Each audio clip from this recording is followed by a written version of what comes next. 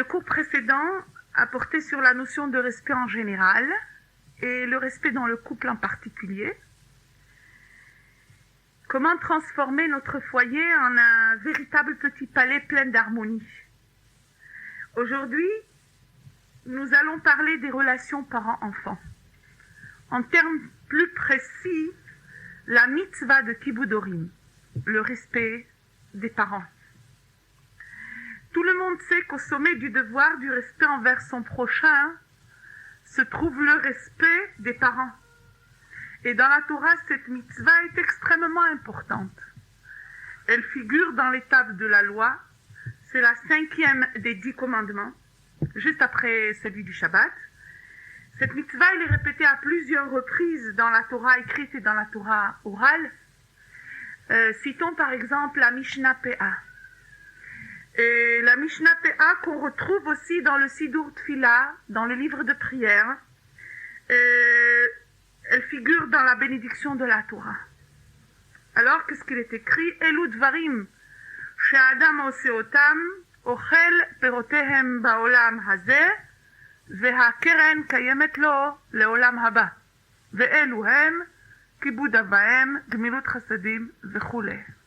Je traduis, voici les mitzvot dont l'homme, lorsqu'il les accomplit, tire déjà les intérêts dans ce monde, il en mange les fruits, et dont le capital est réservé pour le monde futur. Le kibud av va'em, faire du bien autrui, etc. Donc le kibud av va'em, c'est un profit immédiat dans ce monde. Lorsque le capital, le salaire, la récompense est réservé pour le olam haba. Et quel est ce profit immédiat? Alors là, on trouve dans Devarim, Kabed et avicha ואת אמך כאשר ציווך השם אלוקיך למען יאריכון ימיך ולמען ייטב לך על האדמה אשר השם אלוקיך נותן לך. Honore ton père et ta mère comme te l'a prescrit l'Éternel ton Dieu, afin de prolonger tes jours et que tu sois heureux sur la terre que l'Éternel ton Dieu t'a destinée. Afin que tu sois heureux. Ne crois pas que si tu as eu besoin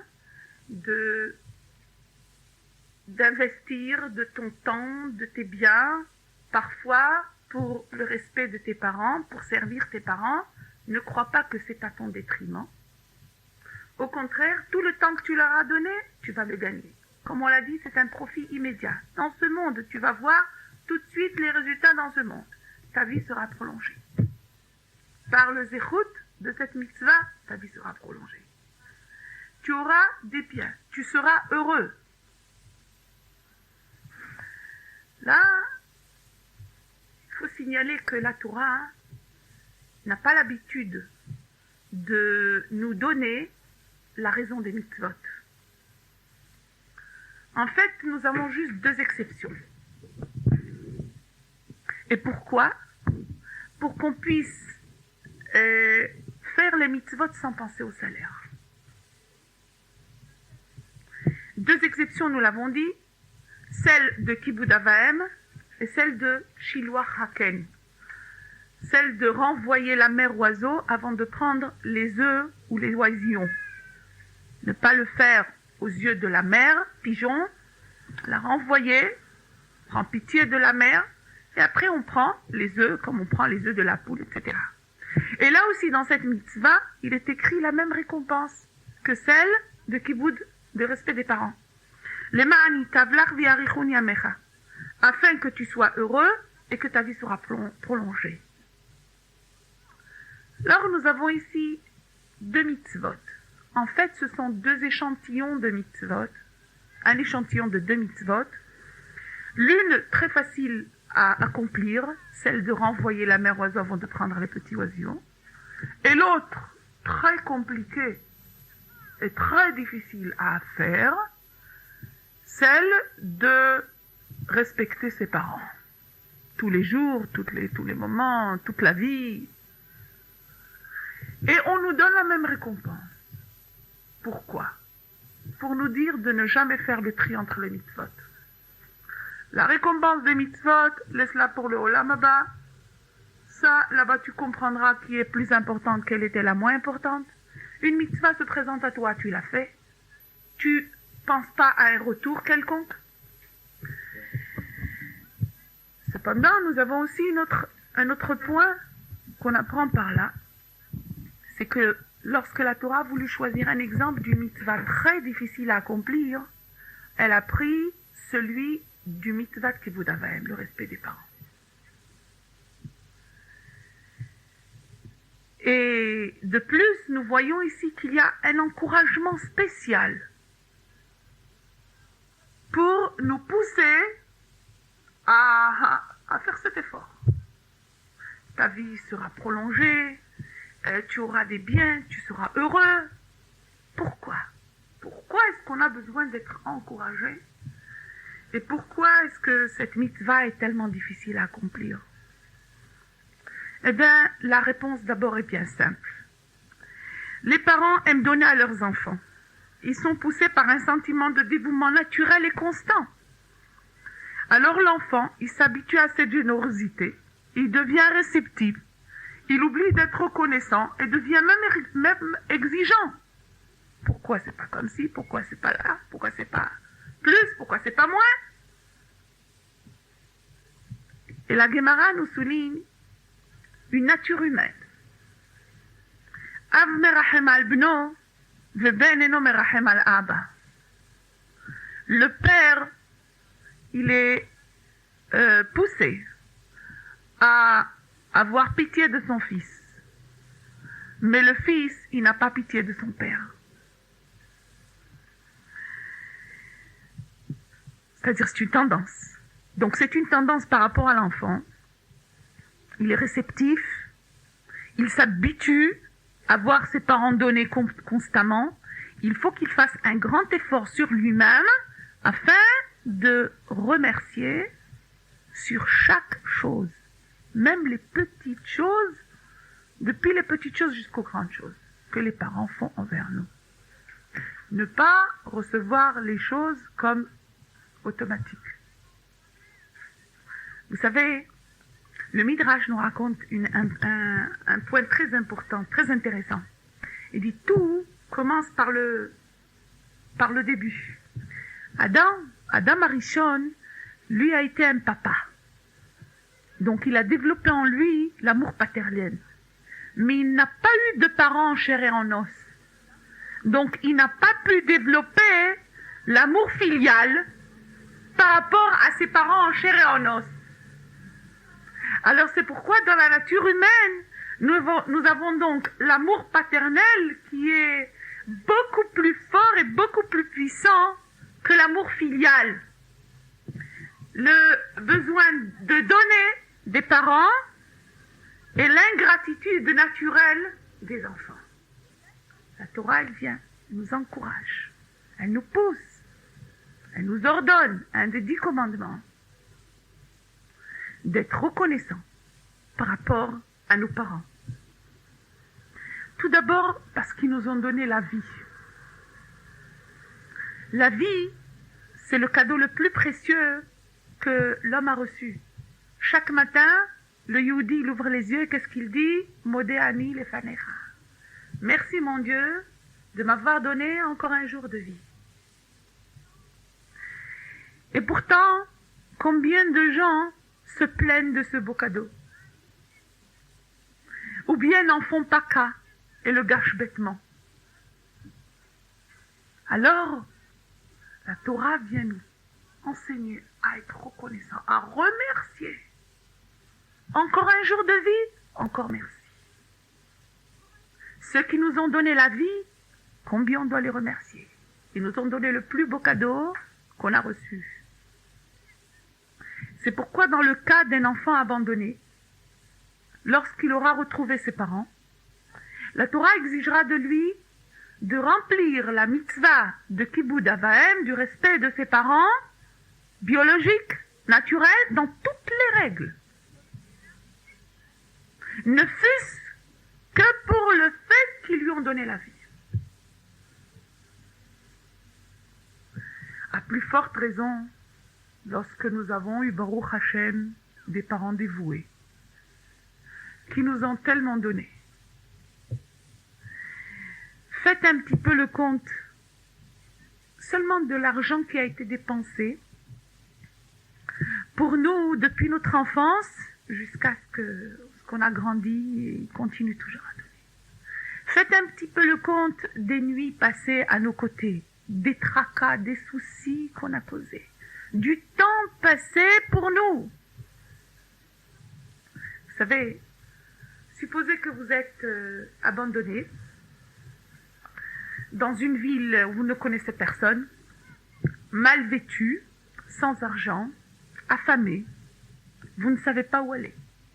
Et puis, il y a une personne généreuse qui vous accueille chez elle, elle vous fait un bon repas, elle vous donne de l'argent, elle vous accueille chaleureusement, un bon lit. Dites-moi combien la comblerez-vous de merci? Et nos parents, ils ne font pas plus que ça. Et tous les jours et tous les instants. Alors, ils ne méritent pas de merci. Pourquoi? Parce qu'ils donnent les choses très naturellement. Vous savez, tout ce qu'on peut être reconnaissant devant nos parents, cela ne sera jamais suffisant. La Gemara nous raconte sur Rabbi Tarfon. Rabbi Tarfon voulait, lorsque sa mère voulait monter dans son lit, il se mettait à genoux devant elle pour lui servir de tabouret. Et il faisait de même à la descente du lit. Alors, quand il faisait part à ses collègues, ceux-ci lui dirent: quel au fait que cela? As-tu seulement rempli la moitié de tes devoirs envers elle? A-t-elle jeté ta fortune à la mer sans que tu aies proféré une parole de protestation? Tu crois que tu as fait tout ce qu'il fallait que tu fasses? Tu n'as même pas fait la moitié de ce qu'il faut faire. Il faut bien comprendre que la mitzvah du respect des parents est certes une notion logique, acceptée par tous les peuples, par toutes les cultures du monde. Mais la Torah, elle la porte à un niveau extrêmement élevé. Un niveau qui dépasse notre logique, comme le voir. Un niveau divin. Le Hémora, Rabbi Yosef, dans Masechet Kedushim, disait, lorsqu'il entendait s'approcher le bruit des pas de sa mère, il disait à ses amis qui l'entouraient: levons-nous, mes chers amis, devant la majesté divine qui vient à nous. La mitzvah de Kibud Orim. Je vous cite un extrait du Shulchan Aruch du rabbin Veil, dans le chapitre Le devoir filial. Aux yeux de l'enfant, les parents sont plus que des semblables. Ils occupent à ses yeux un rang de majesté comparable à celui de Dieu. Ils ont droit à une vénération presque égale à la sienne. Dieu a voulu, si l'expression est permise, que le devoir d'honorer père et mère suive immédiatement ce qui le concerne lui-même. D'ailleurs, la mitzvah de Kibud Orim, elle apparaît dans les tables de la loi du côté des mitzvot envers Dieu. Comme nous le savons, les 10 commandements sont divisés en 2, 5 commandements par rapport à Dieu et 5 commandements par rapport à son prochain. Le numéro 5, dans le groupe des mitzvot envers Dieu, c'est le respect des parents. Donc c'est une mitzvah qui a rapport à Dieu. Comme il est dit, 3 associés dans l'homme, le père et la mère associés dans la formation du corps, et Akadosh Baruch Hu pour la neshama. Donc tout respect qu'on donne à nos parents est un respect en fait qu'on donne au Créateur. Lorsqu'on les remercie pour la vie, Alors en fait, on remercie Akadosh Baruch Hu pour la vie qu'il nous a donnée. Lorsqu'on accepte les intermédiaires, les émissaires qu'Akadosh Baruch Hu nous a envoyés pour nous donner la vie, on respecte aussi ce merveilleux cadeau que Dieu nous a donné. Donc, les deux respects sont liés.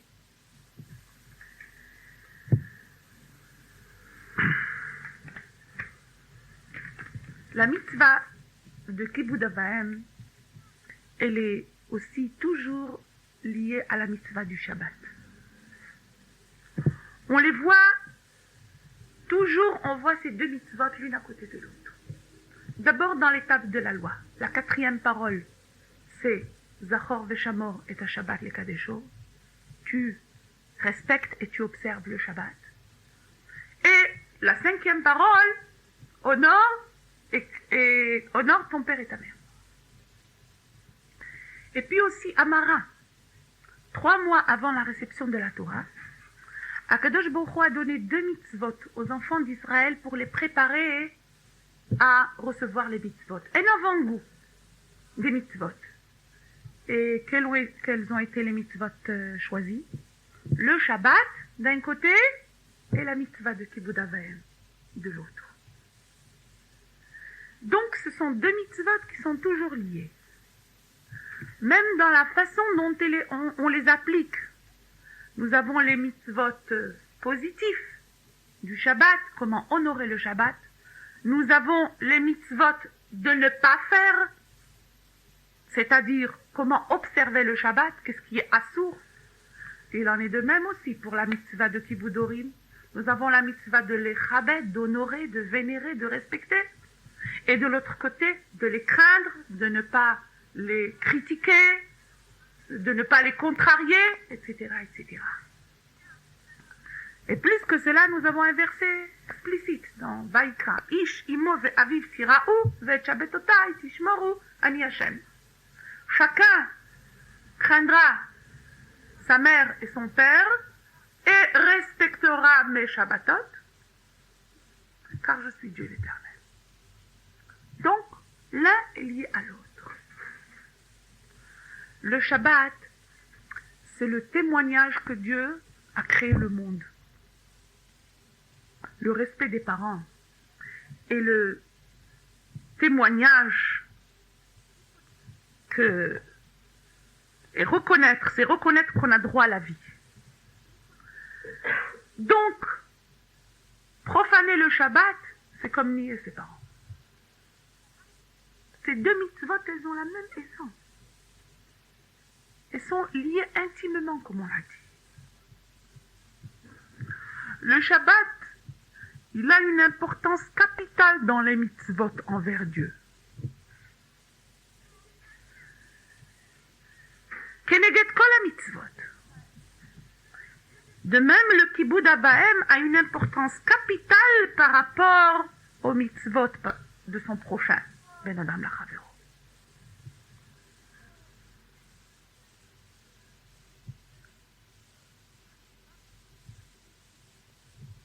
Et les sages nous enseignent que le respect dû aux parents suit toujours la mitzvah de Shabbat dans la Torah pour nous dire que l'obéissance aux parents n'a qu'une limite.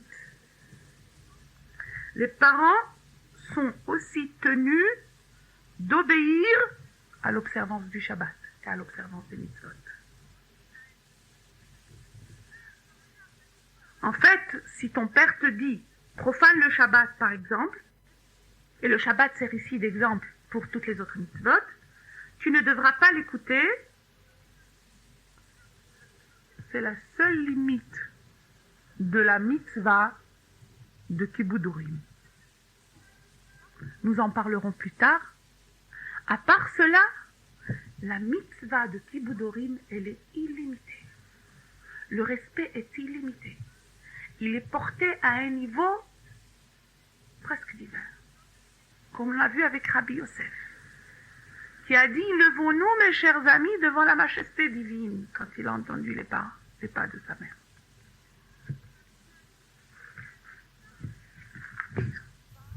Cette mitzvah n'est pas des plus faciles. Vous savez, la Gemara nous raconte sur Rabbi Yochanan qui était orphelin de père et de mère. Lorsque sa mère était enceinte, son père a été décédé. Et lorsque sa mère lui a donné naissance, elle a été elle-même décédée. Donc il n'a pas connu son père et sa mère. Et il se consolait, et il consolait tous les autres qui n'ont pas connu leur père et leur mère, en disant « Heureux est celui qui ne les a pas connus ». Vous vous rendez compte? Et Rashi explique, parce que l'observance de la mitzvah est tellement difficile qu'au moins il peut se consoler de dire « Je suis quitte de la punition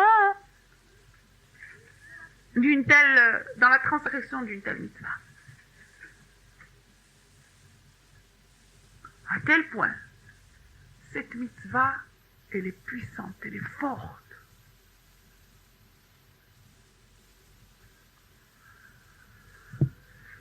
Vous savez, dans un de mes cours, lorsqu'on s'était entre autres attardé sur les lois, la mise en pratique de ces lois, alors c'était le silence dans la salle, un silence de stupéfaction.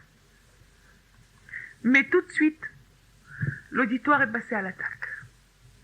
Mais excusez-nous, madame, de quelle planète vous atterrissez? Et quel langage vous parlez?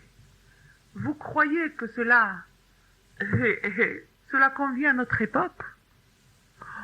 On aurait bien voulu vous voir passer ce cours devant les jeunes et voir comment ils vont recevoir tout ce message. Alors moi, j'ai retorqué avec un grand sourire. Je leur ai dit, eh oui, mes chers amis, c'est ce que je fais. Je passe ce cours à vous qui êtes les enfants de vos parents. Quand on étudie une mitzvah, il faut d'abord l'inculquer en nous-mêmes, surtout lorsqu'elle demande tellement d'efforts.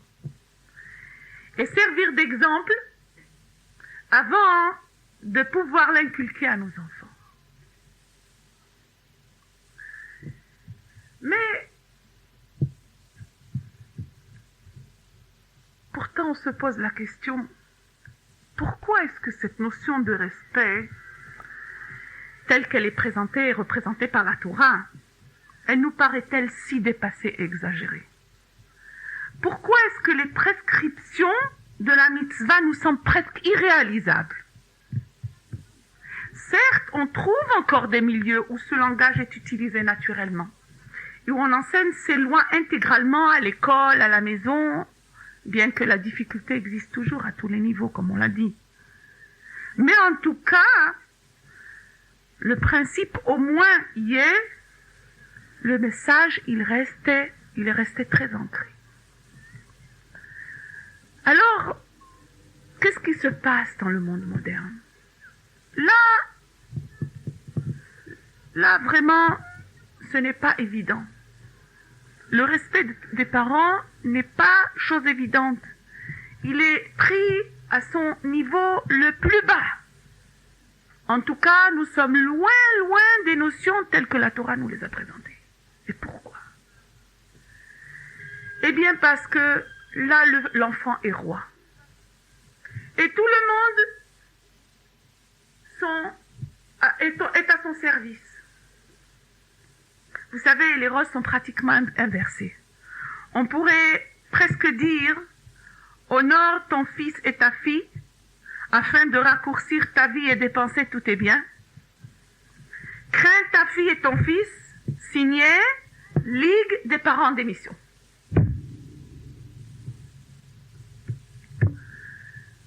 Cela me rappelle une histoire. Une amie, conseillère pédagogique de métier, a vu une consultation avec des parents qui avaient de gros problèmes avec leur jeune adolescente. Ils étaient assis au salon avec les parents. Et puis, voilà que la petite fille de 12 ans, elle rentre. Et sans se gêner, elle montre qu'elle a envie de voir son programme. Et la maman, qui est mal à l'aise, elle lui fait signe de s'éloigner. Et la fille de s'emporter. Et puis, il y a eu une discussion d'abord, c'est-à-dire en silence, et puis petit à petit, très vite, ça a dégénéré en explosion. Alors, dans toutes ces remarques, la maman, elle réplique, tu n'as pas honte, c'est comme ça que tu me réponds, c'est comme ça que tu te conduis. Moi, ta mère, qui t'ai mise au monde, qui ne cherche que ton bien, qui fait tant pour toi. Et la petite, qu'est-ce qu'elle a répondu? C'est pour mon bien que tu m'as mise au monde, c'est pour ton bien. C'est pour toi. Vous vous rendez compte? Il ne manque plus que les parents abdiquent devant leur majesté et le remercient d'avoir bien venir au monde pour nous donner le plaisir d'être parents. Mais que voulez-vous? Cela n'est pas étonnant. Dans un système où les parents sont continuellement accusés, critiqués, c'est vrai, les parents sont toujours responsables de ce qui se passe au niveau de leurs enfants. Mais est-ce que le problème est de chercher qui sont les coupables? On ne fait pas un jugement ici. Le but, l'objectif est d'éduquer l'enfant et de l'amener à changer son comportement. Alors lorsqu'on les culpabilise complètement, toujours, de tout le temps, on les écrase, je dirais même. Et cela à l'insu de l'enfant. Cela à l'insu de l'enfant. Les programmes de télévision, à la radio, les articles à ce sujet, et les différents éducateurs, entre guillemets, qui sont assis à discuter avec l'enfant, à le comprendre, à prendre part de tous ses malheurs et à lui expliquer combien ses parents sont coupables de tous ses malheurs. Vous vous rendez compte quel désastre? Alors l'enfant, qu'est-ce qu'il dit? Moi, je suis en ordre. S'il y a quelqu'un qui doit changer, c'est d'abord papa, puisque ou maman l'a dit, ou tel l'a dit qu'il est un homme important. Et si quelqu'un doit corriger son comportement, c'est maman. D'abord, c'est papa qui l'a dit, ou bien c'est tel qui l'a dit, mais moi, je suis en ordre. Lui, fait la fête. הכל בסדר אצלי.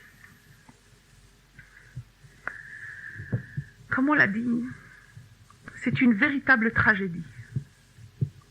Tout celui qui travaille dans le domaine de l'éducation peut vous dresser une longue liste d'histoires inimaginables. Vous savez, une amie assistante sociale m'a raconté, tu ne peux pas t'imaginer combien de ravages ont été faits dans ce domaine. Je suis 10 ans dans le métier. Et les histoires les plus compliquées et les plus difficiles d'il y a 10 ans sont les plus simples aujourd'hui. Et je ne vois pas comment on va arrêter cette chute. Je ne sais pas où on va avec tout cela. Vous savez, une petite histoire. 2 jeunes adolescents discutent entre eux. Alors l'un raconte à son ami, quel malheur, mes parents ne veulent pas m'acheter la motocyclette et j'ai tellement envie d'une motocyclette, je ne sais pas quoi faire. Comment les convaincre? Alors son ami lui dit, eh ben fais comme moi. Qu'est-ce que tu as fait toi? Elle dit, ben c'est bien simple. Tu fais une scène.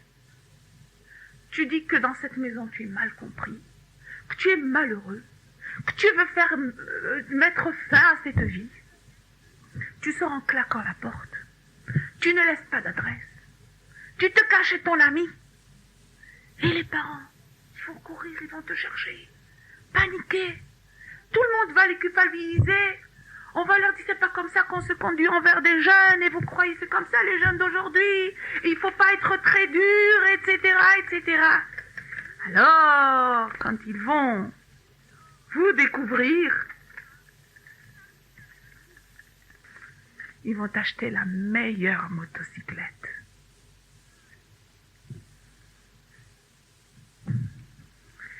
Et oui, les parents ne sont pas les seuls éducateurs. Il y a beaucoup d'autres éléments qui peut-être sont plus influents que les parents. Il y a les amis, il y a l'école, il y a la rue, et il y a la télé, et il y a la radio. Et les parents, de plus en plus, ils perdent l'emprise sur leurs enfants. Et nous voyons un nombre de plus en plus grand d'enfants en désarroi. Parce qu'il faut bien comprendre que dans toute ce déséquilibre, cette impuissance des parents, l'enfant, il semble que lui, il sent qu'il est content, qu'il est heureux, il peut faire ce qu'il veut. Mais en fait, nous on le sait, il est très malheureux, il souffre, il a besoin d'être tenu, il a besoin d'être maîtrisé. Il cherche ses parents, où c'est qu'ils sont? Vous savez, je me rappelle d'une femme qui s'était hantée devant moi. Moi, je suis l'amie de ma fille. Elle avait une petite fille de 7 ans. Je lui permets de l'appeler par mon nom. Et puis, chez nous, c'est la démocratie. Et cette petite fille qui jouait avec sa mère, vraiment une amie idéale et parfaite, elle a dit à sa mère, « Oh, il maman, que tu es bête! Vraiment, tu es idiote! Tu comprends pas comment faire les choses !» Et la maman qui sourit, « Pourquoi pas? Si on est une amie, alors on continue à l'être dans toutes les règles. » J'ai répondu à la maman, « C'est vrai, vous avez donné une amie à votre fille, mais vous lui avez enlevé une mère. Une amie, elle peut la trouver à l'école, chez les voisins, elle peut en trouver. Mais une mère, où c'est qu'elle va la trouver? C'est faire de ses enfants des orphelins de vie. Où est le père? Où est la mère? Ils sont complètement coupés. C'est un système où c'est que on a coupé les parents des enfants. On pourrait appeler notre période comme la période de la scission par enfant. Et c'est une véritable tragédie. Je vous réfère au cours précédent. Lorsque nous avons parlé de la prédiction de nos sages à propos de l'époque pré-messianique, vous vous rappelez, un courant de plus en plus grand balayera le monde en sapant les notions sacrées du respect, surtout au sein de la famille. Comme il est dit, comme il est écrit, la fille répondra à sa mère, la belle-fille à sa belle-mère, les jeunes ne se lèveront pas devant les personnes âgées, le fils n'aura pas honte devant son père. C'est-à-dire que ce manque de respect atteindra d'abord et avant tout le sein de la famille. Les relations par enfant, c'est de là qu'on commence alors, après toute la dégénération. Dans un système où le doute et le scepticisme est semé partout, et où le passé est représenté comme archaïque, régressif et primitif, et où le futur est représenté comme l'avenir, le progrès, l'espoir, alors que voulez-vous? L'enfant tourné vers l'avenir dédaignera le passé que représente son père.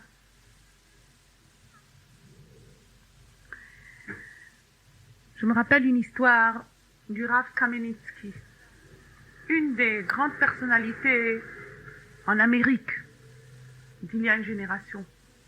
Il voyageait avec son jeune fils dans le train. Il était assis devant un rabbin américain, un rabbin réformiste. Et puis, ce rabbin était tout en admiration devant le dévouement du jeune homme, comment il servait son père âgé.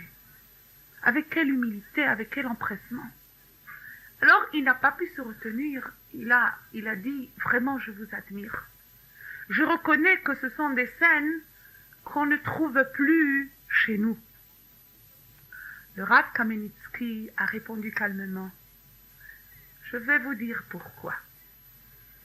Parce que chez vous, vous enseignez aux enfants que l'enfant, il descend du singe, que l'homme descend du singe. Alors le père, il est plus proche du singe que le fils. Donc le fils, il représente une génération plus raffinée, plus avancée. Chez nous, c'est le contraire. On enseigne à l'enfant qu'on descend de Adam Arishon. Adam Arishon. Adam, c'était la perfection de l'intelligence humaine. C'était le sommet de la perfection. Et au fur et à mesure des générations, il y a ce qu'on appelle Yeridat Adorot, une diminution. Cela fait que quand l'enfant il regarde son père, c'est une génération qui est plus sage, plus élevée. Et c'est une sagesse qu'il ne va plus retrouver dans la prochaine génération. Il y a chaque fois un voile qui descend au fur et à mesure des générations. Donc il doit vénérer, respecter, apprendre, tirer le message avant que ce voile ne soit descendu, rabaissé. Parce que là est le problème. Tout a commencé avec le rejet du passé. Lorsqu'on a commencé à rejeter le passé, on a commencé avec la crise par enfant. Je me rappelle une fois, dans une de mes conférences en France, une madame ressortissante du Maroc, assez âgée, d'un certain âge, est venue me voir après la conférence. Elle me dit « Oh, je vous reconnais, puis voilà, vous savez, j'ai un fils, il a déjà 35 ans. Et puis, il est très instruit, il est avocat, il est ceci et cela, je me rappelle plus tout ce qu'elle m'a dit. Et je voudrais tellement qu'il se marie avec une jeune fille, comme ça, de famille, qui respecte les mitzvot, qui respecte le Shabbat et tout ça. Peut-être que vous allez m'aider, peut-être que vous allez lui parler. » Je lui ai dit, moi, il me connaît pas, mais vous êtes la mère. C'est d'abord à vous de lui parler, de lui raconter cela. Elle me dit, moi, je vais lui parler, mais mon fils est avocat. J'ai dit, comment encore? Mais vous êtes la mère. Et vous êtes plus sage que lui. La preuve, c'est que vous voyez des choses beaucoup plus sagement et beaucoup plus clairement que lui. Alors, vous n'avez rien à lui donner, vous croyez? Parce qu'il a fait des études d'avocat, donc il n'a plus besoin de vous. Et c'est ce qu'on a dit.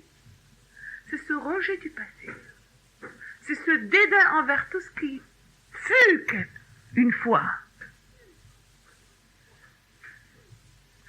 Vous savez, il y a une allégorie très, très intéressante. On représente chaque nation par un animal. Alors, le Ismaël, il est représenté par le chameau. Et Ésaü est représenté par le cochon. Israël est représenté par la brebis. Ismaël, et entre autres les pays ressortissants d'Ismaël, le chameau, lui, il est ruminant, il n'a pas les sabots fondus. Ruminant, c'est-à-dire il vit avec le passé, il est coupé avec le futur. Ésaü, entre autres les ressortissants d'Europe, Rome, Édom, Ésaü c'est Édom, c'est le cochon. C'est-à-dire qu'il n'est pas ruminant, il a le sabot fondu.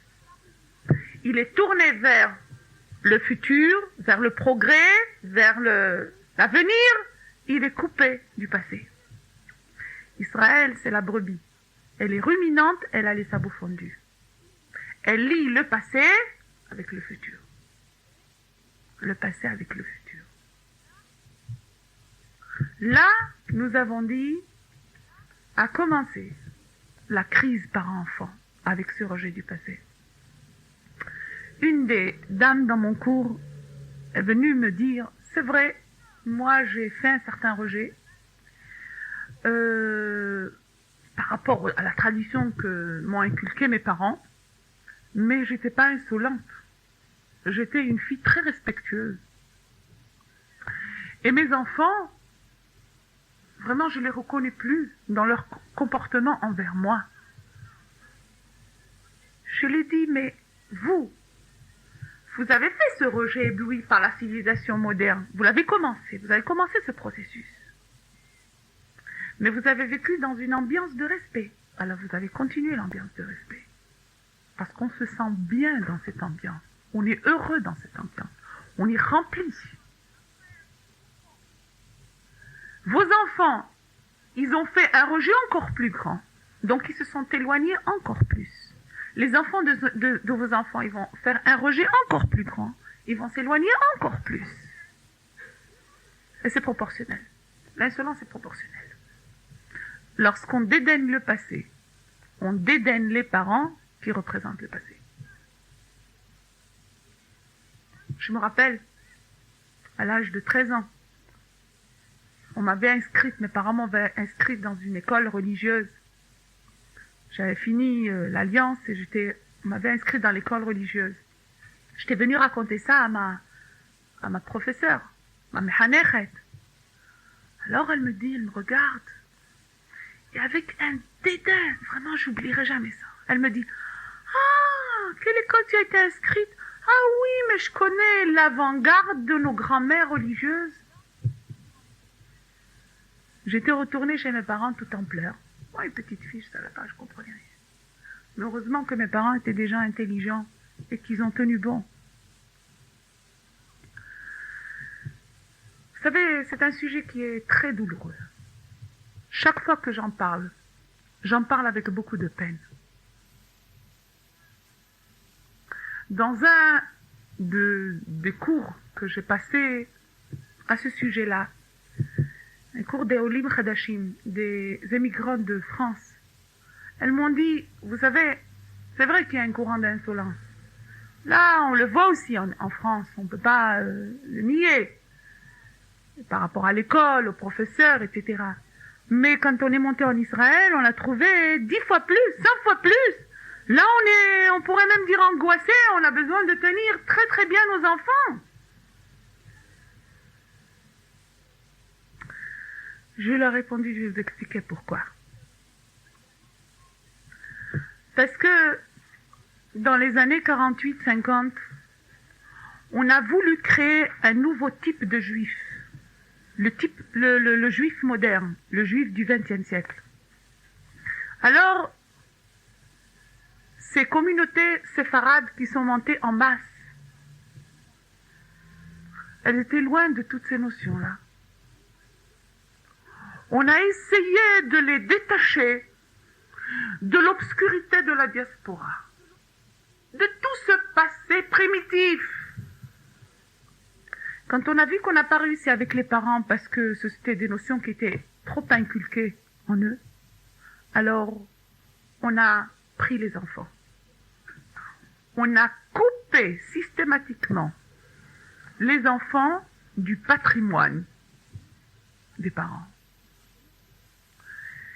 Et le résultat, on le voit. En tout cas, ils ont réussi dans quelque chose. Ils ont formé un nouveau type de juif, c'est vrai. Le juif de la prison, le juif du crime, le juif du vol.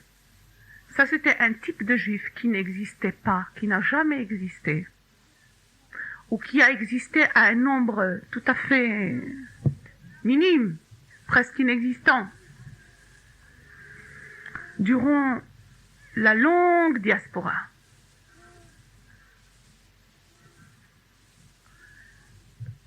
Et malheureusement,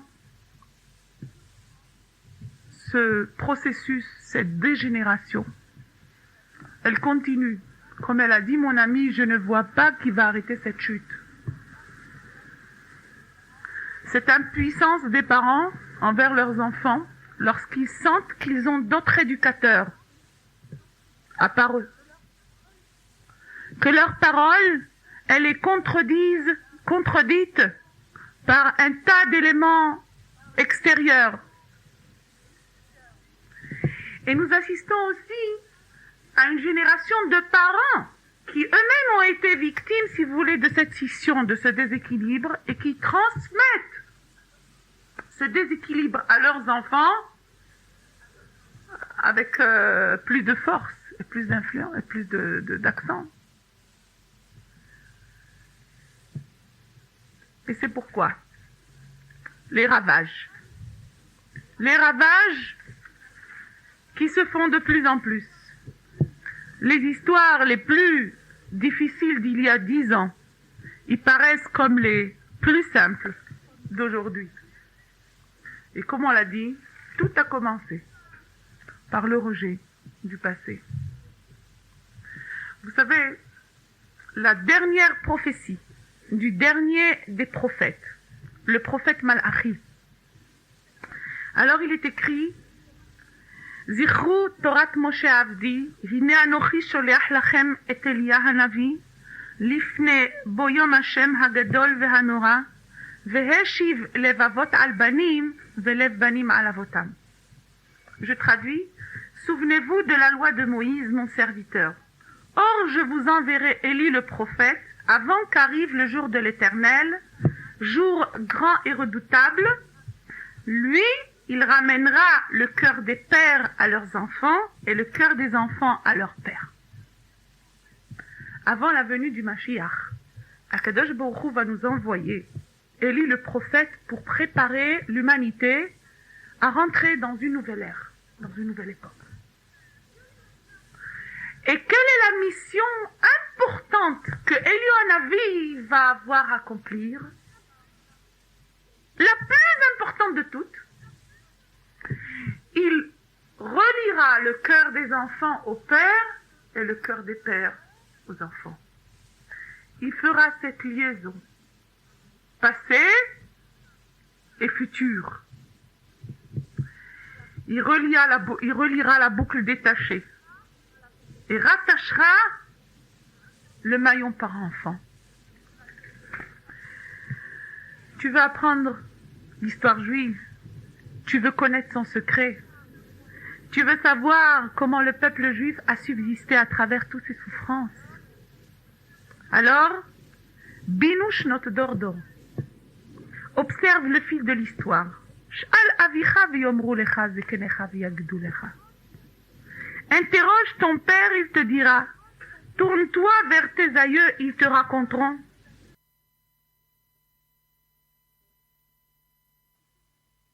Je vais vous citer quelques extraits du Rav Hirsch dans son livre Chorev, le devoir filial.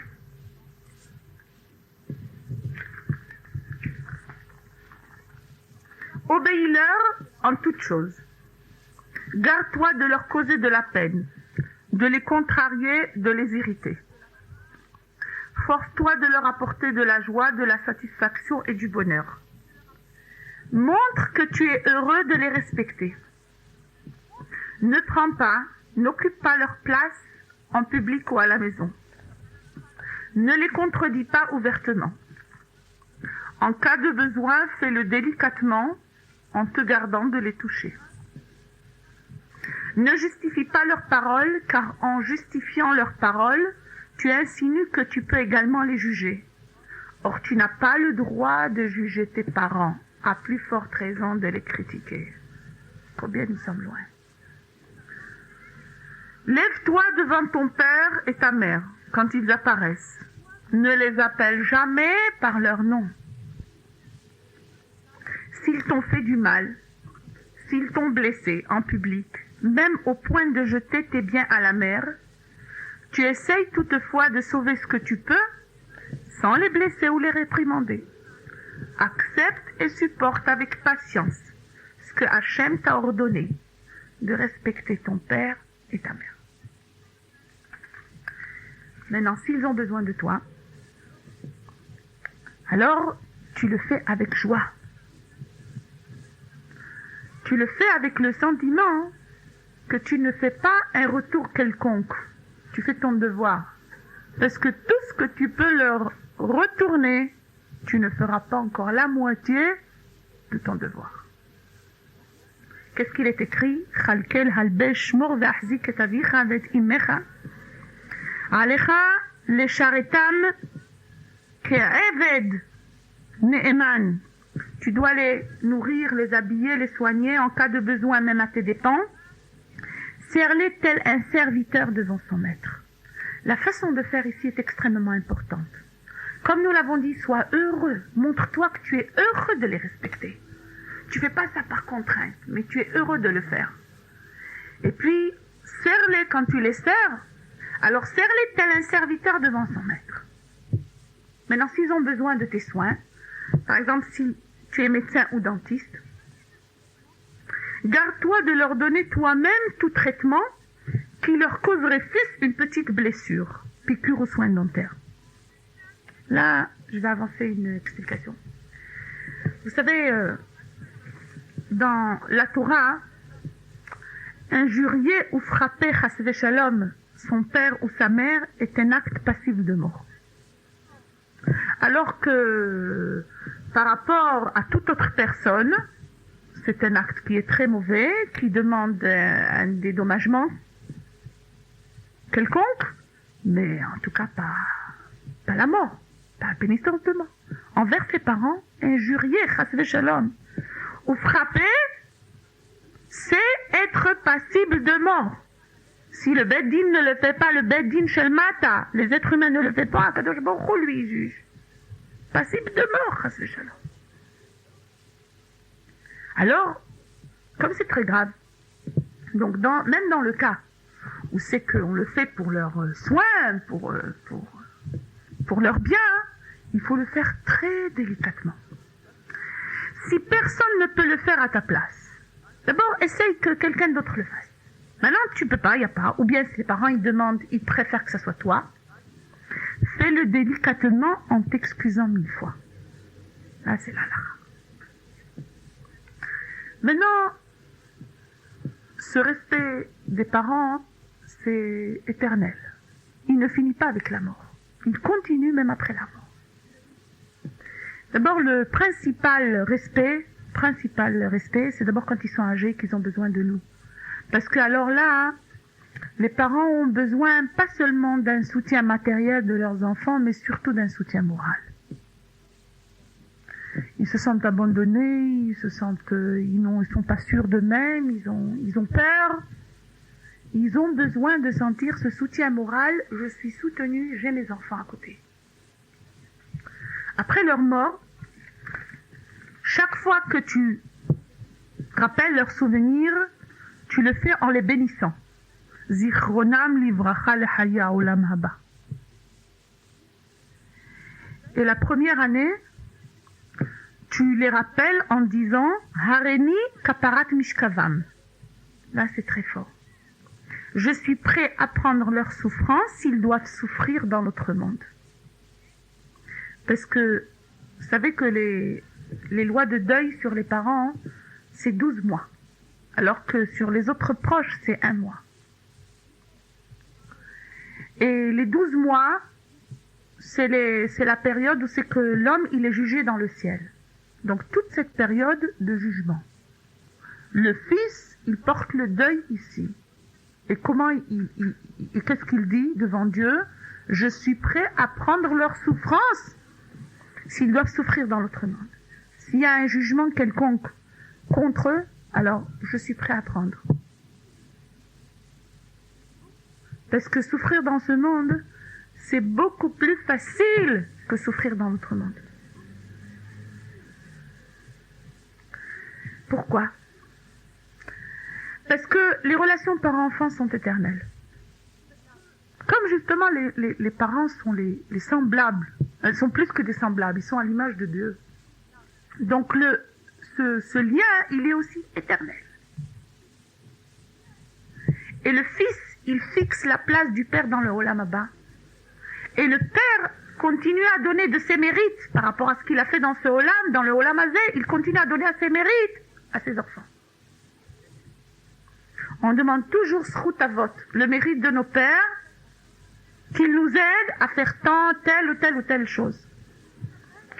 Le fils, il fixe la place du père dans le Olam Haba, ou de la mère, c'est la même chose.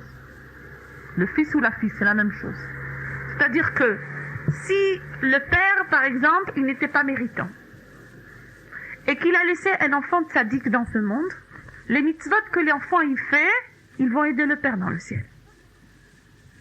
Et dans le cas contraire, si le père était un homme juste, un homme tzaddik, et qu'il a laissé chas v'shalom un enfant rachat dans ce monde, il va souffrir dans l'autre monde à cause des actes de l'enfant. Chaque fois que tu les rappelles, nous avons dit, tu bénis leurs souvenirs.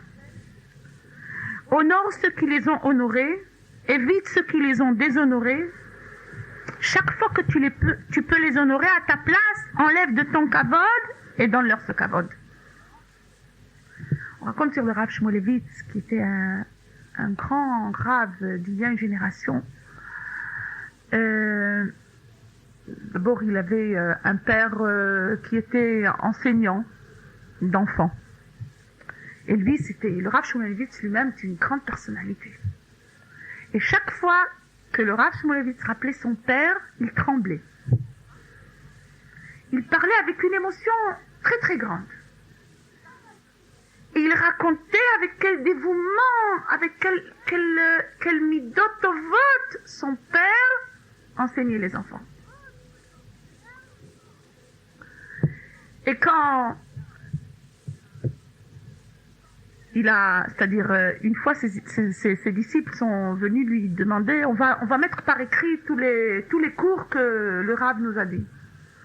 Alors par humilité il leur a dit, mais qui va les écouter, qui va les acheter, qui va s'intéresser à cela? Ils les ont mis par écrit, ils sont venus lui raconter que la première édition est partie tout de suite. Alors lui il a ouvert les yeux comme ça tout grand, il a dit, ah bon, comme ça? Ah oui, c'est Srout Avot. Ça, c'est le mérite de mes parents. C'est-à-dire que si déjà il veut se donner un honneur, cet honneur, il vient à lui, on lui impose cet honneur. Alors qu'est-ce qu'il fait? Il le passe tout de suite à ses parents. La réussite, c'est pas à moi.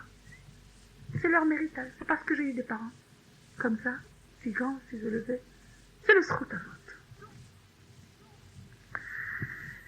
Donc, là est la part des enfants par rapport aux parents. Et nous avons ici cité quelques extraits. Comme je vous ai dit, c'est des lois qui sont très très très très très fortes. À un niveau qu'on ne peut pas imaginer si la Torah ne nous l'avait pas dicté. Et chaque fois qu'on étudie ces mitzvot, on est impuissant. On a une impression de puissance. On est dépassé, je dirais même. Alors, il y a quelques remarques importantes à faire. Par exemple, par rapport aux parents.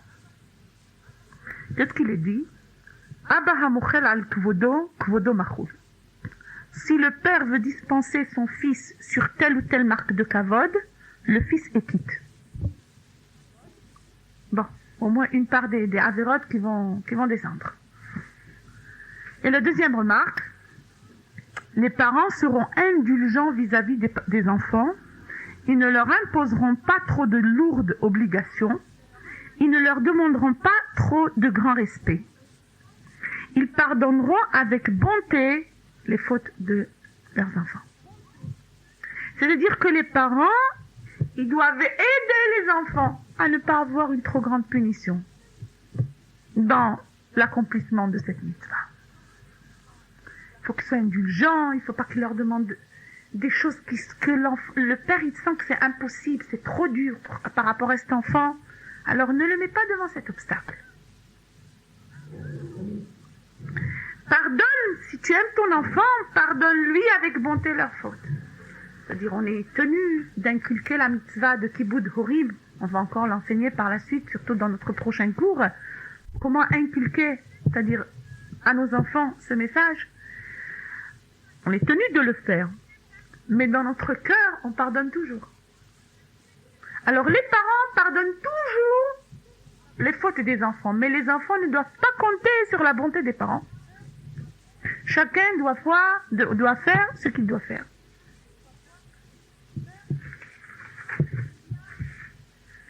Est-ce qu'il y a des limites à cette mitzvah?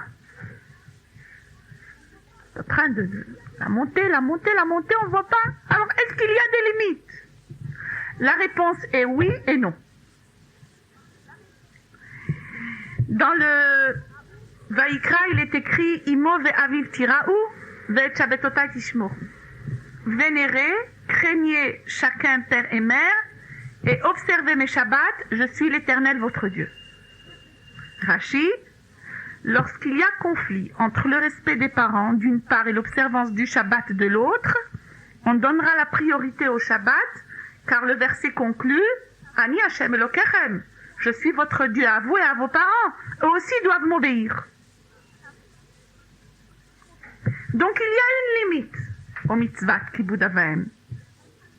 Lorsqu'il y a contradiction avec la volonté divine.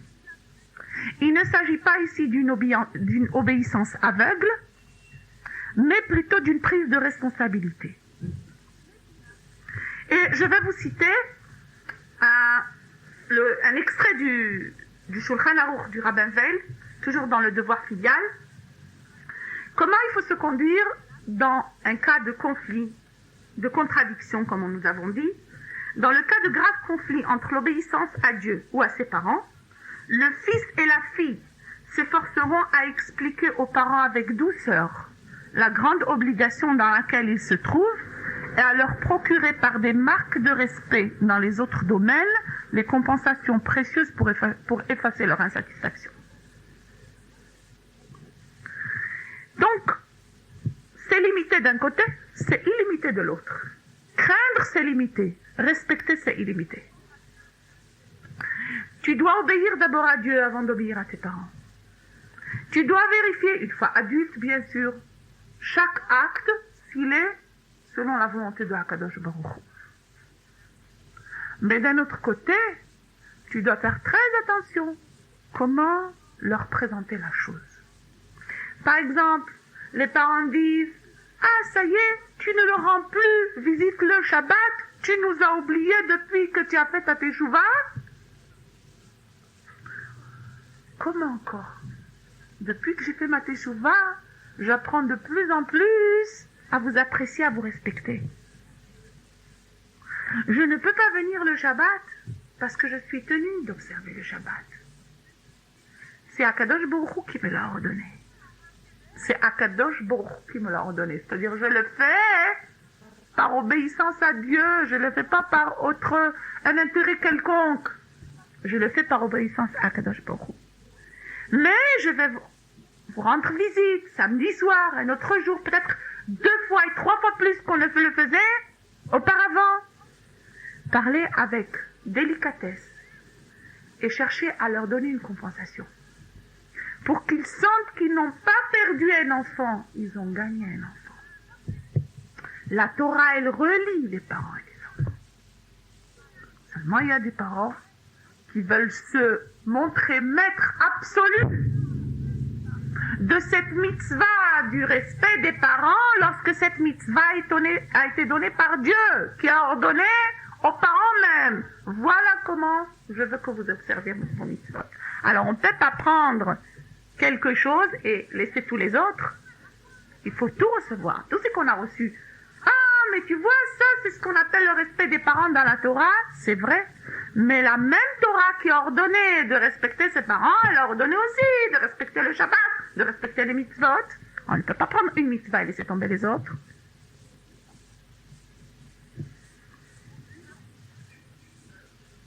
Donc, nous l'avons dit, le Shabbat ici est en fait un exemple de toutes les mitzvot. Tu respecteras ton père et ta mère, et tu observeras mes Shabbats car je suis Dieu. Ce lien du Shabbat et de mitzvah kibud avaim, c'est un lien extrêmement fort, profond entre Shabbat et la mitzvah de kibud avaim.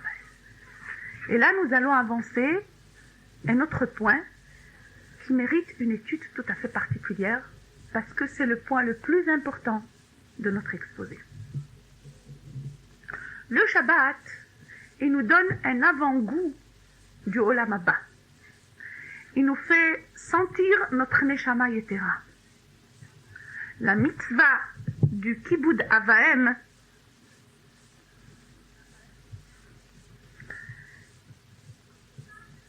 elle nous aide à percevoir, elle nous élève au plus haut degré de notre être, fait à l'image de Hachem,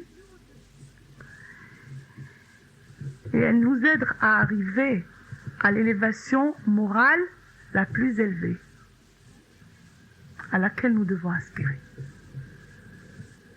Et là, nous allons avancer une explication importante.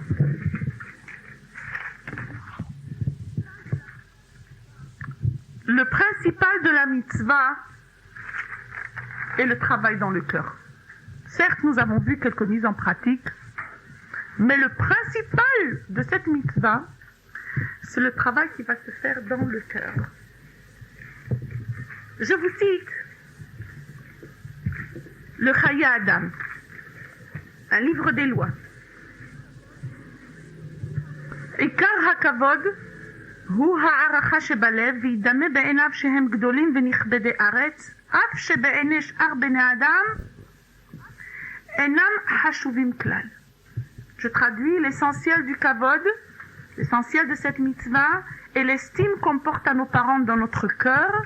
On doit les considérer comme des gens très importants, très particuliers, même si aux yeux des autres, ils sont des gens simples. Et le Rav Shmulevitz qui ajoute, Yesh limtso behorav ma'alot yichudiyot shiyu be'enav ki yechidei ador b'ma'alot elu.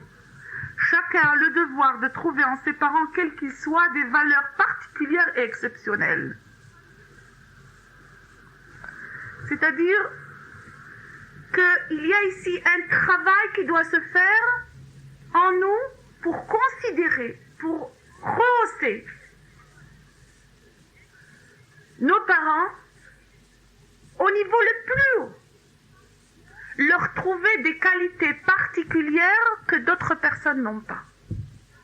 Les considérer des gens très importants et très respectables, même si aux yeux des autres, ils sont des gens simples. Comment cela? Je vous réfère à mon cours précédent.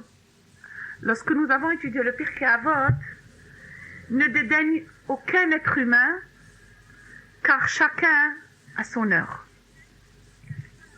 Et là, nous avons expliqué que chacun des êtres humains, n'importe qui, il a quelque chose, il a été créé avec quelque chose de particulier que les autres n'ont pas.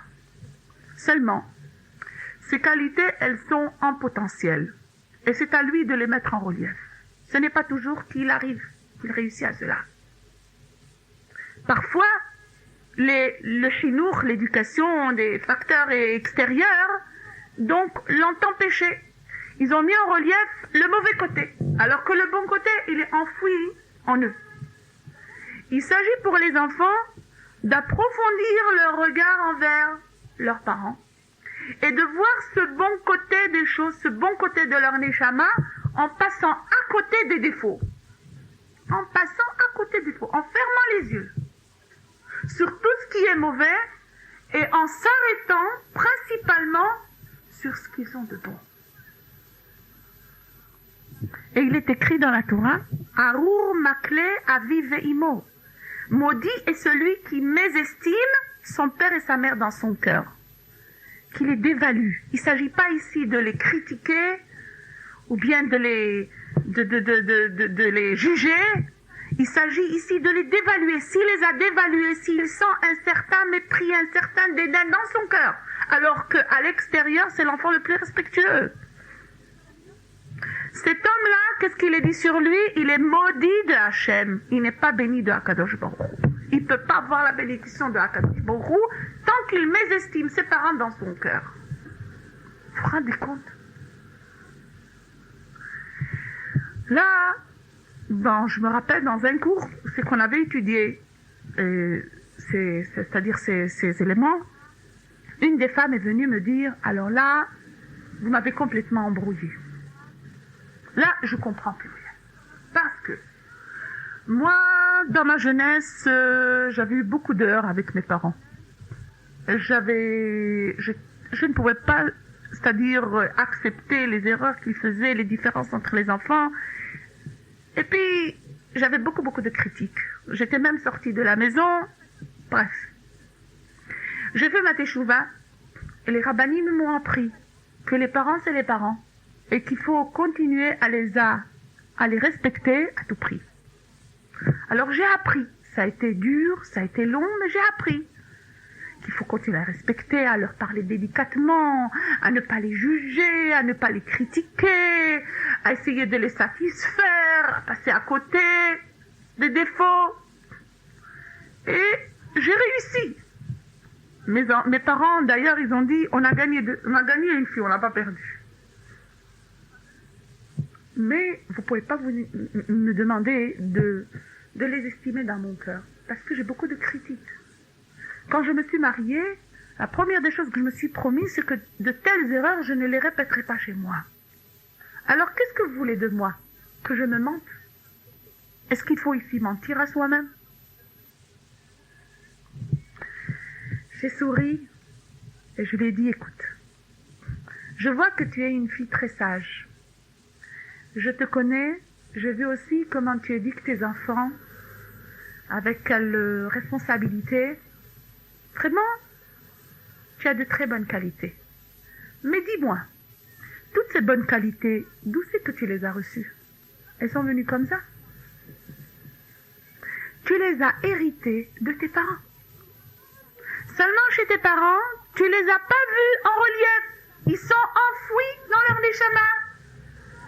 Toi, tu as eu ce mérite de sortir tout ce bon côté, toutes ces choses précieuses, de les sortir à l'extérieur. Alors, tu peux pas dire que toi, tu es plus intelligente, parce que ton intelligence, ta sagesse, tes qualités, tout ce que tu as reçu, c'est de tes parents. Le seul juge dans le monde, c'est Akadosh Baruch Hu, qui lui, il juge les cœurs. Il juge à partir des cœurs. Donc, qu'est-ce que tu dois faire? C'est vrai. C'est vrai. Il ne faut pas répéter les erreurs des parents. Là, c'est très important. C'est vrai que tu as fait donc une mise à point avant de te marier. Et il y a eu ici beaucoup de choses que tu as dû rectifier et qu'il fallait rectifier. Là, la Torah nous demande, on ne peut pas se cacher derrière l'excuse, c'est ce que j'ai vu chez mes parents. On ne peut pas se cacher derrière cette excuse. Tu es adulte. Tu as l'obligation de servir Dieu selon sa volonté. C'est-à-dire que tu as l'obligation de vérifier tous ses actes. Même les actes que tu as reçus spontanément, qui t'ont été inculqués par tes parents. Tu dois tout vérifier. Tout doit passer une vérification devant Akadosh Baruch Hu. Et c'est pourquoi à Kippour, on fait la confession al-hata'im shehatanu anachnu v'avotenu. Sur les fautes qu'on a fautées nous et nos parents. Comment on fait la confession des parents? Non, on ne fait pas la confession à la place des parents. Chacun fait sa propre confession. Mais on fait la confession sur nos fautes et sur les fautes qu'on n'a pas vérifiées, qu'on a pris inconsciemment. Qu'on continue à faire inconsciemment. Parce qu'après, pour déraciner une telle ou telle mauvaise qualité qui est passée de père en fils, certaines rancunes, certaines cavodes, il y a beaucoup de choses comme ça qu'on fait passer. Toi, tu n'as pas vérifié. Il s'agit ici des mitzvot en pratique et aussi des mitzvot, des qualités du cœur. C'est un travail sur le cœur. Là, c'était une qualité qui se trouvait dans cette famille. C'était quelque chose qui se trouvait dans cette famille. Tu ne peux pas recevoir les choses aveuglément. Tu dois vérifier. C'est-à-dire que tu vois, cette fille, elle s'est rendue compte de ses erreurs. Bon, c'est vrai, alors tu vas les corriger, mais à tes parents, tu vas excuser. Tu vas pas juger tes parents, tu vas pas les porter coupables de ses fautes. Tu vas seulement juste c'est-à-dire faire attention à ses erreurs pour ne pas les refaire. Mais à tes parents, tu passes à côté. Tes parents, comment tu les vois? Comme les meilleures personnes du monde. Les plus importants du monde. Tu vas leur chercher des qualités particulières et personnelles. Là, mes chers amis, comme je vous ai dit, là est la leçon la plus importante de la mitzvah de Kippur Afay. Parce que qu'est-ce que cet enseignement, cet entraînement va nous faire? Depuis que l'enfant il est petit, au fur et à mesure, il prend conscience de la portée de cette mitzvah et on lui enseigne et encore plus et encore plus. Et après lui-même, il apprend. Qu'est-ce qu'il apprend à faire? Il apprend à faire les parts des choses. Il apprend à faire la différence entre les personnes, juger les personnes d'une part, et les actes de l'autre. Et alors, au lieu de mettre toute son énergie vers des facteurs qui sont inchangeables, qu'il doit accepter, qui lui sont imposés par la vie, il va plutôt diriger ses efforts vers les choses qu'il peut changer. Combien de gens sont malheureux parce qu'ils n'ont pas cette qualité? Parce qu'ils n'arrivent pas, par exemple, à accepter un problème de santé ou bien un échec dans les finances, dans leurs finances ou dans leurs études. Ils n'arrivent pas à accepter un fils avec lequel ils ne communiquent pas, des parents avec qu'ils n'aiment pas, etc., etc. Et tous leurs malheurs, et tous leurs problèmes, et tous leurs angoisses, ils sont dirigés vers quoi? Vers changer des choses qu'ils ne peuvent pas changer. Des choses qu'il faut qu'ils acceptent et qu'ils remercient Akadosh Baruch Hu pour ce qu'il a donné. Qu'il faut qu'ils apprécient. Et de l'autre, réfléchis. Par rapport à tes actes, toi tu changeras ce que tu peux changer. L'autre, ne le mets pas, il ne s'agit pas de faire justice. La justice, laisse-la à Akadosh Baruch Hu. Vous vous rendez compte, avec cette mitzvah, combien de patients on aurait pu éviter aux psychologues et aux psychiatres? Je trouve que les psychologues et les psychiatres, là, ils auraient fait faillite. Ils n'ont plus de travail. Demandez-leur, à chaque cas, comment on cherche la raison du problème quelque part dans l'enfance. Parce que ce domaine-là de relation parent-enfant, ce domaine émotif chez l'enfant, il est extrêmement délicat. Il est très important. Un bouleversement, un traumatisme quelconque dans ce domaine, ce sont des lacunes à vie. Ce sont des lacunes à vie. Alors, la Torah, elle vient protéger ce côté émotif. Et de l'autre, donner l'indépendance totale à l'enfant devenu adulte à vérifier ses actes. Vous savez, je me rappelle d'une histoire très émouvante. C'était Michal, il y a 5-6 ans.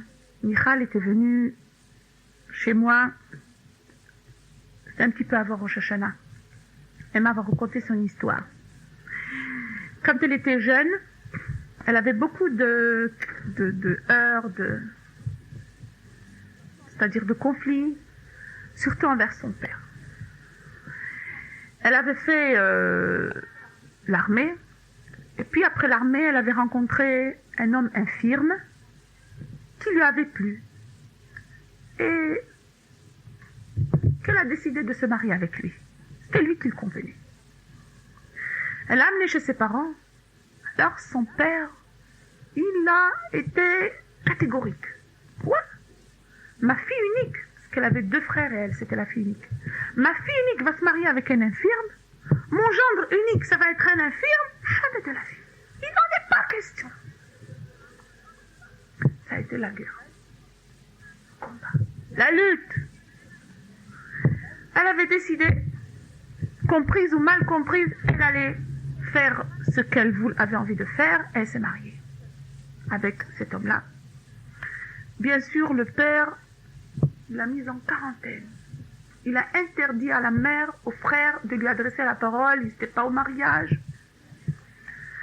1 an est passé. La fille a essayé de faire quelques avances, de se réconcilier, de faire quelque chose.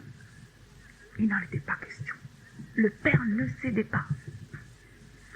2 ans. Une première naissance. Il n'en était pas question. Il ne sera pas au bris du petit. Rien. Non, pas de coup de téléphone, pas de lettre. Il ne répond pas. Toutes les avances qu'elle a pu faire, ça se collait toujours à un mur. Il ne cédait pas. Elle avait fait sa teshuva. Et les rabbinim lui ont dit, envers les parents, il faut continuer même 1000 fois. Jamais se décourager. Chaque année, surtout quand il s'agissait de Rosh Hashanah et de Kippour, elle faisait encore des efforts, et encore des efforts, et encore des efforts, et le père ne cédait pas. Le père a été décédé sans être réconcilié avec sa fille. 13 ans de silence, 13 ans de colère. Et il est parti sans shalom avec la fille. On a ouvert le testament, et puis il a laissé des biens, Hachem a laissé de biens. Les fils qui n'en manquaient pas, ils ont reçu leur part, la mère a reçu sa part, et une phrase très claire, à ma fille, aucun sou de mes biens. Ouais. Tout le reste va être distribué à d'autres établissements. Là, ça a été le coup de grâce. Cette fille, elle est tombée, elle était au bord d'une chute dépressive. C'était le psychiatre. Elle s'est complètement écroulée. Elle était venue avant Rosh Hashanah pour me raconter donc tout cela. Je lui ai dit, écoute Michal, tu dois savoir que quand la personne, elle monte dans le ciel, sa neshama, elle monte dans le ciel, elle se déshabille de toutes ses mauvaises qualités. Elle monte seulement avec ses bonnes qualités. Et la honte de ce qu'elle a fait dans ce monde-là.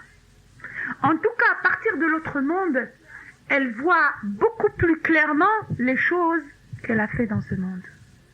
Donc, je suis certaine que ton Père dans le ciel, il te voit différemment. Il a compris que toute cette colère et que toute cette vengeance, si on peut dire, elle n'était pas à l'Obamakom, elle était mal placée. Alors, qu'est-ce que tu vas faire? On a été entre autres demander à un rav et il nous a dit comment il fallait le faire. Tu vas prendre 10 personnes, 10 hommes, minyan, tu vas aller sur la tombe de ton père, tu vas demander d'abord Mehila, pardon. Il y avait toute une Mehila à faire et tout, avec tout, elle a fait tout ça. Je lui ai dit, et tu vas promettre à ton père que toute cette année qu'il est en jugement dans le ciel, c'est l'année de deuil, toi tu vas être la fille la plus fidèle pour lui. Tu vas faire toutes les mitzvot, la Elou Nishmato, pour lui. Et tu sais qu'est-ce qu'il va trouver dans notre monde? Il va te trouver à toi. Parce que les autres frères, ils n'observent pas les mitzvot. Qui c'est qui va l'aider dans l'autre monde? Il n'a que toi qui va l'aider dans l'autre monde. Et tu te rends compte du kiboud avaim que tu fais cette année? Toi maintenant tu fais le kiboud avaim, l'Eshem Shamayim, sans avoir reçu aucun retour. Tu le fais pour ton père. Tu le fais pour la mitzvah, tu le fais pour Hachem. Vous savez, ça a été sa guérison. Ça a été sa guérison. Le fait de sentir qu'elle a fait le shalom avec son père, qu'elle est réconciliée avec son père. Le fait de sentir qu'elle lui apporte quelque chose, qu'elle lui fait du bien. Là, ça a été vraiment la guérison de cette fille. Vous savez, ça a été l'apaisement dans son cœur. Je ne sais pas qu'est-ce qu'elle aurait fait sans cette mitzvah de Kiboud Aven. Je ne sais pas à quel hôpital de psychiatrie elle sera arrivée. La mitzvah de Kiboud Aven, elle a des portées extrêmement profondes sur l'affermissement et l'épanouissement de la personnalité de l'enfant. Elle est indispensable, elle est nécessaire pour le protéger contre les bouleversements qui, quand ils existent, quand ils sont là, ces traumatismes, ces bouleversements, tous ces secouements, dans le domaine le plus délicat de sa neshama. le plus délicat de sa nejama, l'amour de ses parents. D'ailleurs, jusqu'à un certain âge, l'enfant, il regarde ses parents comme parfaits. À moins que quelqu'un de l'extérieur ne lui ait ouvert les yeux sur certaines erreurs de ses parents. Et là, c'est le désastre. C'est le désastre. Vous savez, parfois quand je vois les ravages et les catastrophes, je n'ai pas d'autre terme peut-être pour appeler ça, que certains éducateurs qui se croient éducateurs, entre guillemets, ils peuvent faire, quelles erreurs ils peuvent faire. Comment on peut parler à un enfant des erreurs de ses parents alors qu'on doit l'aider à considérer ses parents, à les rehausser, à passer à côté des défauts, à ne pas voir les défauts. L'image du père, l'image de la mère aux yeux de l'enfant. Là, ça va être notre prochain cours d'Ezrat Hashem. On va en parler plus longuement. Si dans ce cours, on a parlé relation enfant-parent, dans le prochain cours, on va parler relation parent-enfant. Mais voyez-vous, la mitzvah de Kibboud Avaim, elle est la base de l'éducation. C'est la base de l'éducation. Et alors, d'Ezrat Hashem, on souhaitera que Akadosh Baruch Hu nous envoie très vite Elio Hanavi pour qu'il fasse le shalom entre le cœur des pères et le cœur des enfants. Une des amies qui avait suivi avec moi donc toute cette étude, elle m'a dit à la fin, avec un grand soupir, mais dis-moi, est-ce qu'il y a possibilité de réhabiliter les erreurs qu'on a déjà faites? Est-ce qu'il y a possibilité de réhabiliter ces erreurs? Bon, les dégâts ont été déjà faits, c'est déjà passé. Est-ce qu'il y a possibilité de réhabiliter? Alors là, ça m'a rappelé ce qu'une femme, elle m'avait dit au courant d'un de ses cours. Elle m'a dit, tu vois, le père a fait tout le mal qu'il pouvait se faire. Et il a quitté la maison, il a abandonné les enfants. Ça y est, c'est déjà fait, c'est comme ça. Qu'est-ce que je fais pour protéger mes enfants? Je l'ai sorti, les Tehillim, et je l'ai fait lire le fameux verset qui Avi ve'imi azavuni v'Hashem yasfeni. Lorsque mon père et ma mère m'ont abandonné, Dieu m'a recueilli. J'ai dit, tu lui apprendras que Dieu, le Père au ciel, n'abandonne jamais. Si son père l'a abandonné, Akadosh Baruch Hu n'abandonne pas. En fait, qui a vive imi azavuni, mon père, si lorsque mon père et ma mère m'ont abandonné, Dieu m'a recueilli, David Amelech a voulu nous donner une leçon très importante.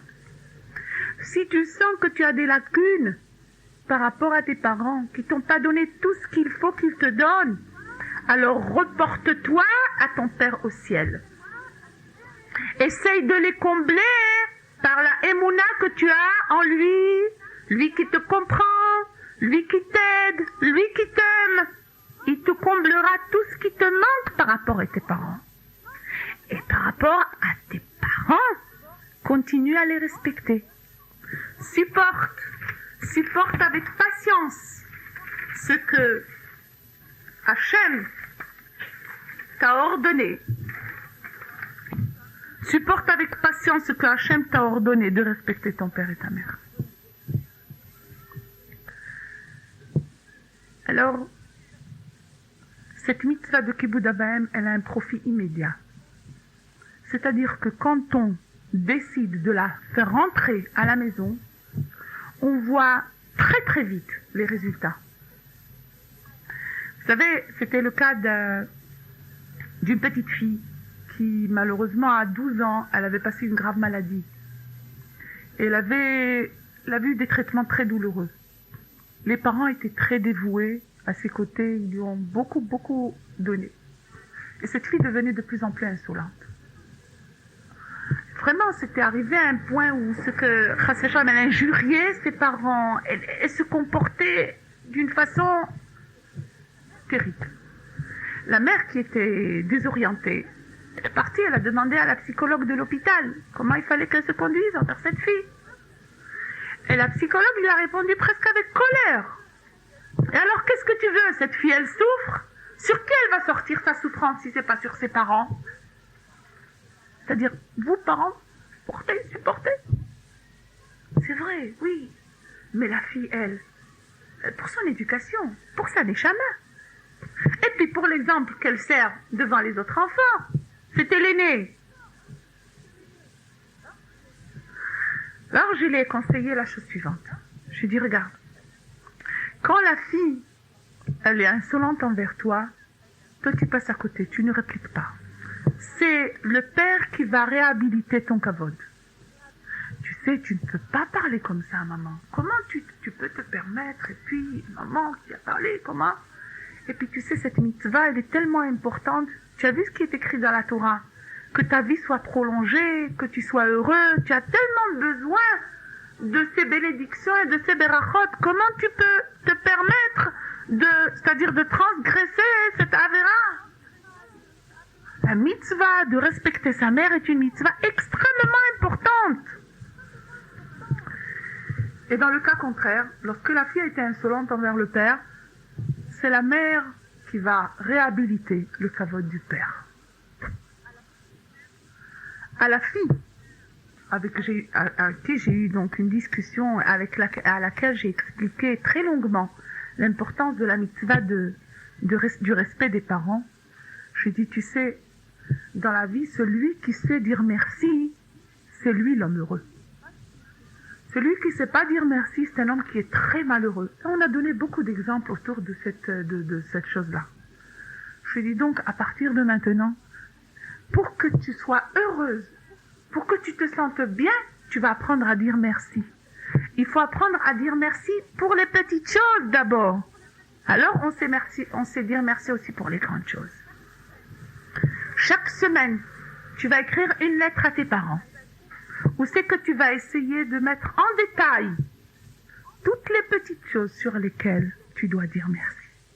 Et tu leur dis merci. J'ai été moi-même étonnée de voir avec quelle rapidité les choses se sont réhabilitées. Au fur et à mesure et assez vite, les choses ont été mises en ordre. Pourquoi? Parce que l'enfant, il se sent bien dans une ambiance de respect des parents. Il ne sait pas comment le faire. Il est emporté par sa nature. Mais c'est aux parents de le ramener à la chose qui lui fait le plus de bien. La mitzvah de Kibbud Avin. L'enfant, il ressemble à une plante fragile qui pousse dans les champs. Lorsque les vents et les courants très forts poussent de tous les côtés. Alors le jardinier, pour protéger cette plante du côté gauche, il lui met un soutien du côté gauche. Et pour la protéger, pour ne pas qu'elle se courbe de l'autre côté, il lui ajoute un soutien du côté droit. La plante, entre les deux soutiens, elle n'a plus le choix. Elle est obligée de pousser.